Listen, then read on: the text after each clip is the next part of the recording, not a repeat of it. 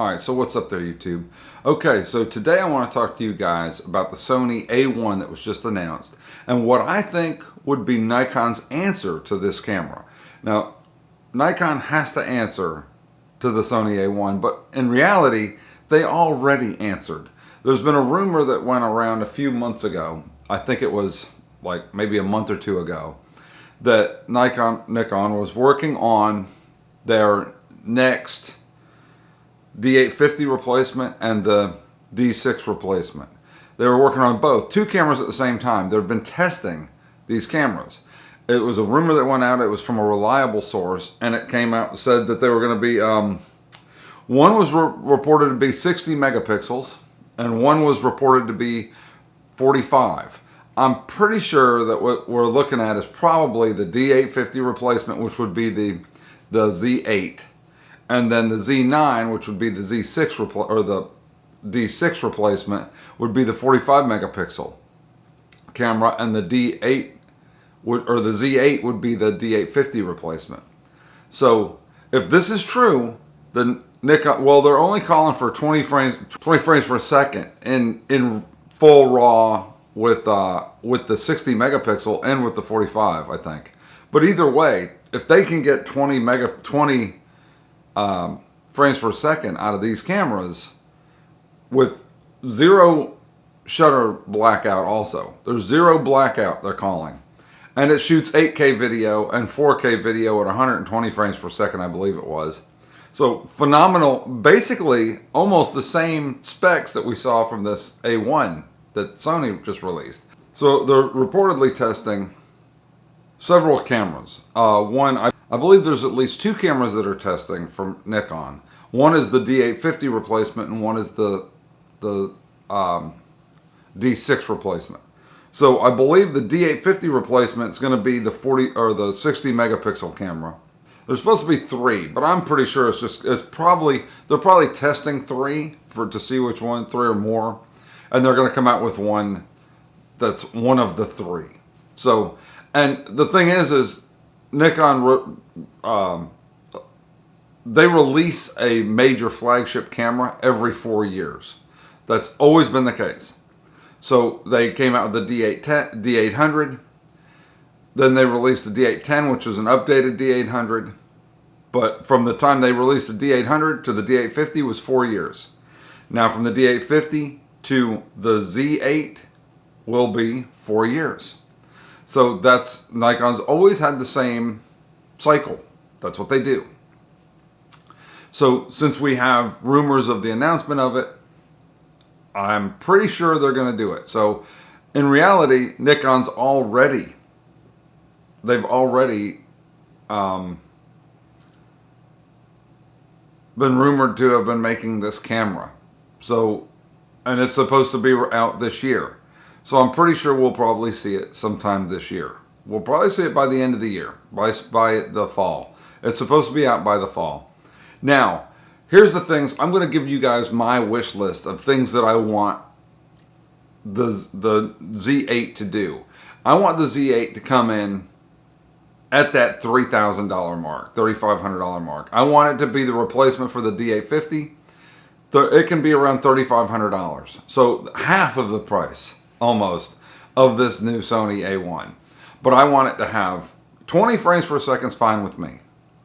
If it has 20 frames per second shutter, with blackout free, 20 frames per second, silent shooting, and even with a mechanical shutter, 20 frames per second, I will be super happy. I rarely shoot faster than that. I'm not a wildlife shooter.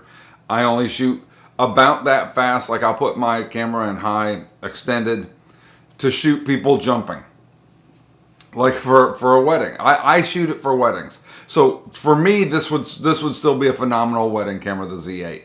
That would be my next camera. I would skip the Z6 II and Z7 II. I would get a Z50 for vlogging and to have as a backup camera, a kick around camera. And then I would keep the two Z6s I have, maybe sell one, probably just keep them and replace and get one new camera, and that would be the Z8. I would definitely buy the Z8 if it had these things. Now, I want to see a complete flippy screen. The A1, the Sony Alpha A1 that was just announced, has the same flip down screen that we have on our Nikons now, which is a fine screen. But don't get me wrong, the flip out screen, that fully articulating screen, it's a better solution. It's better. Everybody knows it's better. It's a better solution. Well, it's a more convenient solution. You can use it for doing selfie stuff. You can use it just to view yourself. If the thing's shooting in 8K video or even 4K at 60 or 120 frames per second, it'd be nice to have the screen flipped out so you can see yourself or the person seeing it. So flip screen, that's the number one thing. It's got to have a flip screen. All the way. Flipping all the way around. They can do it and weatherproof the camera. They can do it. Weatherproof it enough. Let's put it that way. So I believe the Z8 will hopefully have a completely articulating screen. Higher resolution, larger. I don't care if the camera's a little bit bigger. I want the screen to be nice and big and beautiful and edge to edge, like basically borderless, like our phones, where it's gone.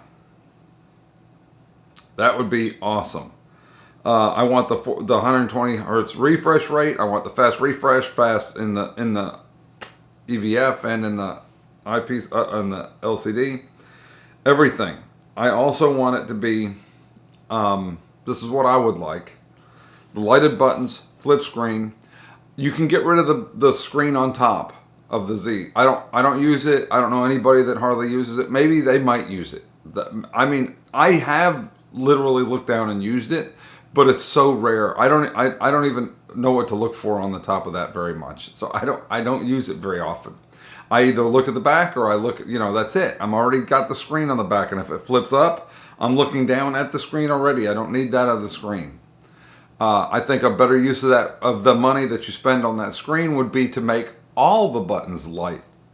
So where you could flick a switch like you did with the other camera. You flick a switch and then the lights came on and you lit up the dials and everything, so you can see those dials and everything at nighttime. You can see what you're in, what mode you're in, see all that stuff. Everything should be lit. Okay, to me that would be a big deal. I want to see 4K at 120 frames per second. I know they can do it.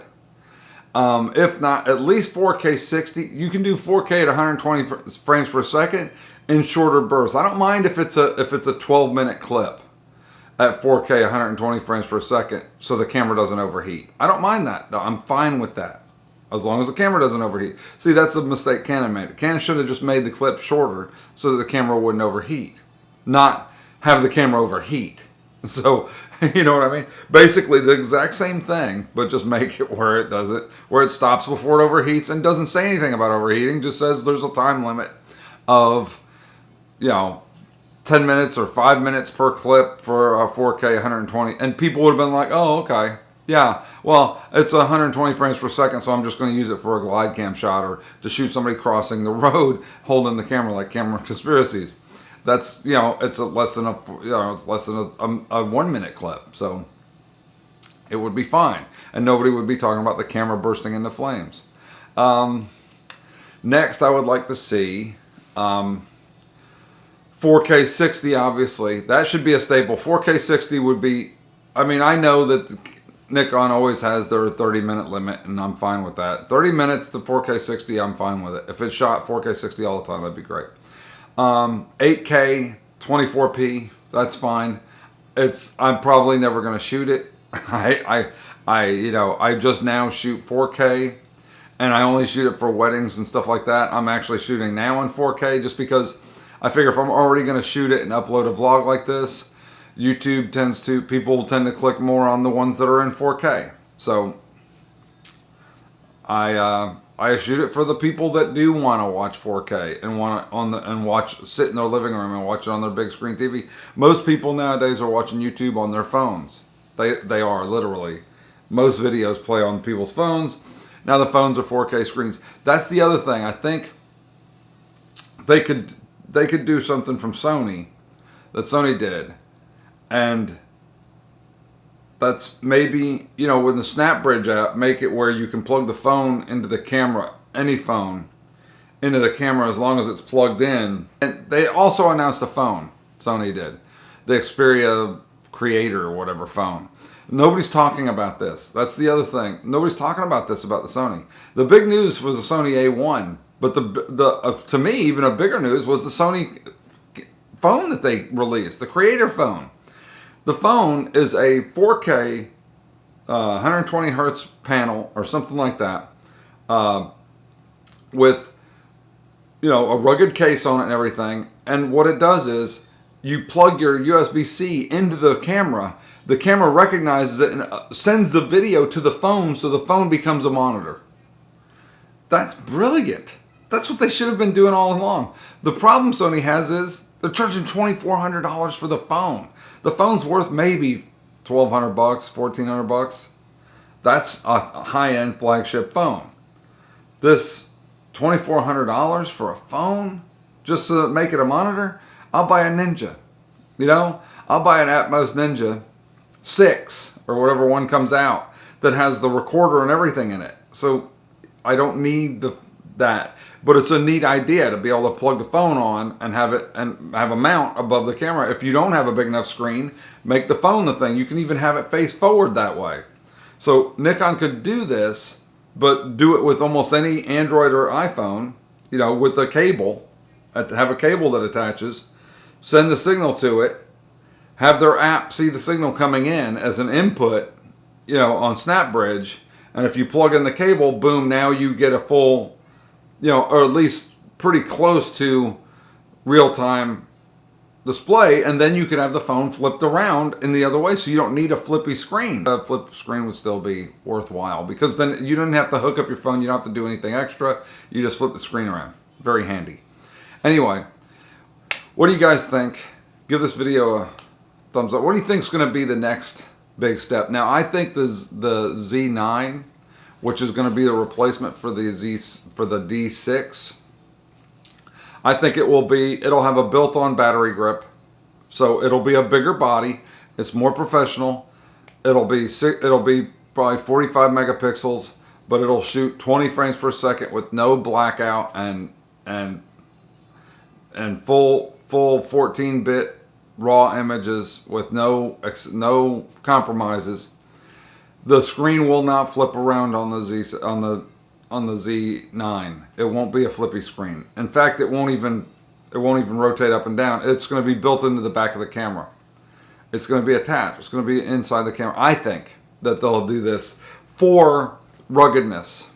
In other words, these are cameras that are been historically known to be the cameras that professionals take out in the field. They take it out to the Arctic. They take them out to places where the cameras get beat around, they get bashed around, they're hanging on with multiple cameras on the side of a sports photographer's side, and they're thrown in bags, and they're rented from, you know, or they're leased, or they're bought from big, you know, in bulk by big sport photography companies, and people carry 2 or 3 of them and they go out and shoot news with them.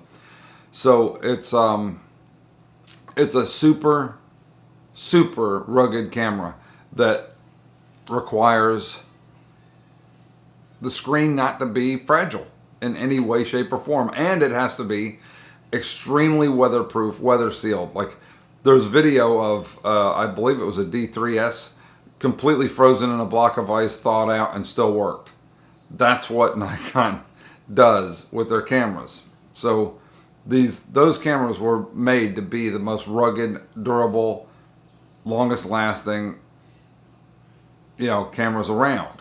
So stick with that. That's what works for Nikon. You can make it $8,000 or $10,000, and it wouldn't matter to a photographer, a professional photographer that needs it for wildlife shoots out in the middle of nowhere. They need the camera to perform and not overheat and not have any kind of issue with weather sealing. So it's got to be ultra weather sealed, more than what they are now. So that's why I believe the thing will be on the back. Anyway, if they come out with this camera that's a Z8 and it does all these things with the flip screen and the lighted buttons and all the stuff that I want, I will probably buy one. It should be about $3,500 is what I would say the camera should sell for. Maybe $4,000, $4,500. I'd say $3,500. Well, how much is the Z7 too? Isn't that like $3,000?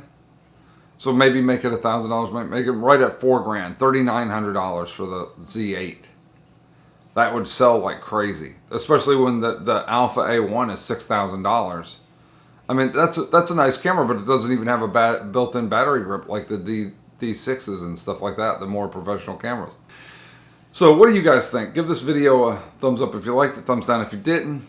Comment below, let me know what you guys think. You guys think that this is the end of Nikon? Do you think it's the beginning? You think that we just haven't seen the camera yet, that we're going to see it soon? Do you think it'll be out this year?